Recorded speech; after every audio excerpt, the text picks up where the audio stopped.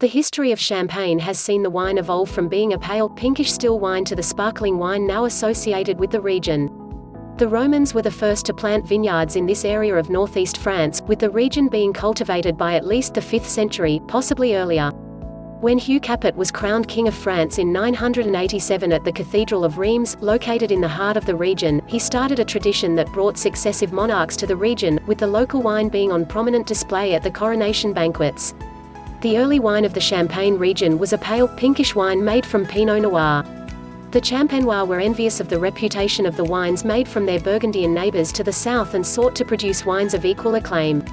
However, the northerly climate of the region gave the Champenois a unique set of challenges in making red wine. At the far extremes of sustaining viticulture, the grapes would struggle to ripen fully and often would have bracing levels of acidity and low sugar levels.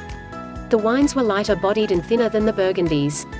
Furthermore, the cold winter temperatures prematurely halted fermentation in the cellars, leaving dormant yeast cells that would awaken in the warmth of spring and start fermenting again.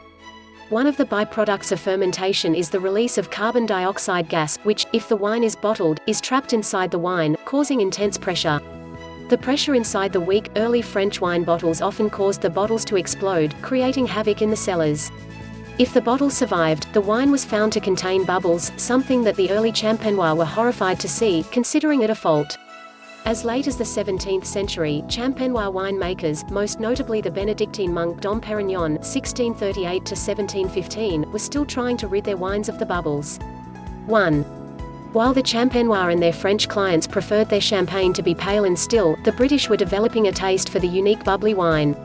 The sparkling version of champagne continued to grow in popularity, especially among the wealthy and royal. Following the death of Louis XIV of France in 1715, the court of Philippe II, Duke of Orleans, made the sparkling version of champagne a favorite among the French nobility.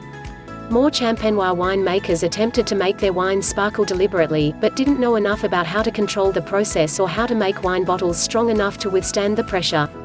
In the 19th century, these obstacles were overcome, and the modern champagne wine industry took form.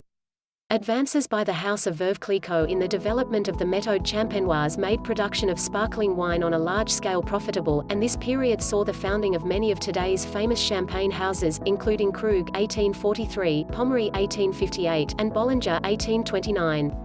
The fortunes of the Champenois and the popularity of champagne grew until a series of setbacks in the early 20th century.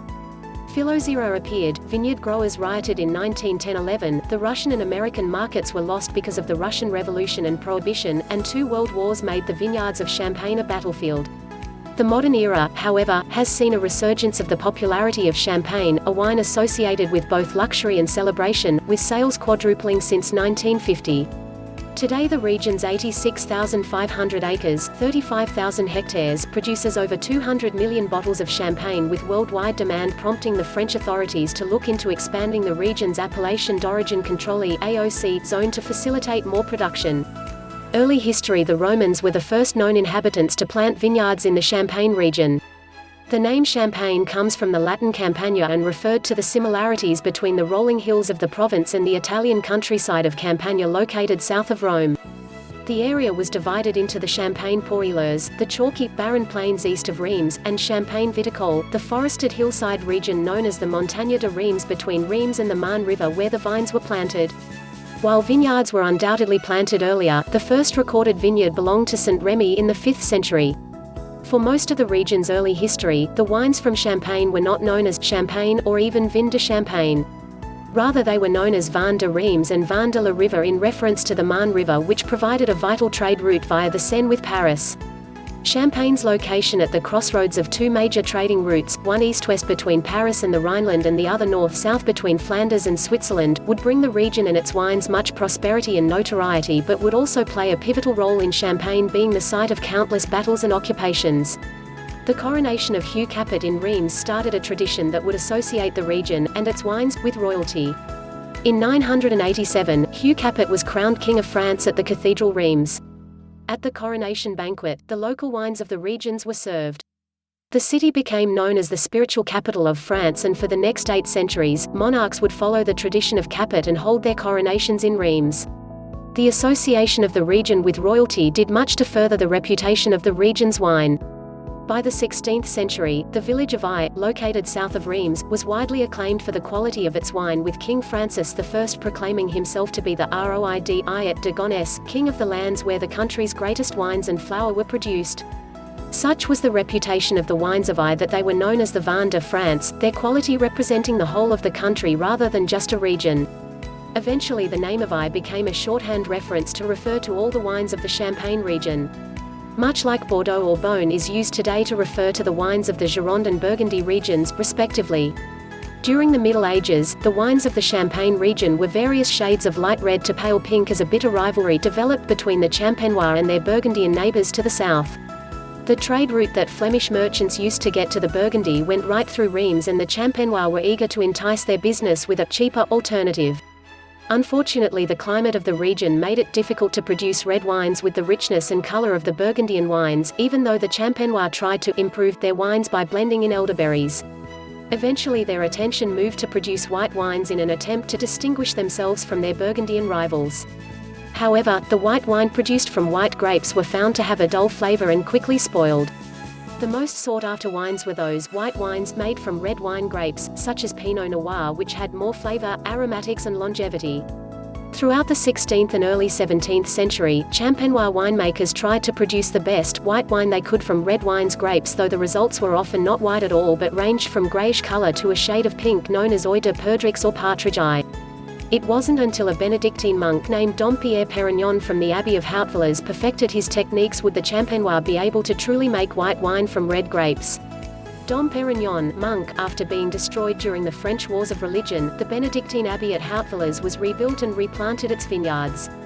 By 1661, the abbey had 25 acres 10 hectares of vineyards, but was also receiving tithes in the form of grapes from nearby villages, including the highly regarded vineyards of Ai and Avenay Val d'Or. The abbot commissioned the construction of a cellar and sought to hire a treasurer and cellar master to help develop the abbey's growing winemaking operation. In 1668, Pierre Perignon was appointed to the position.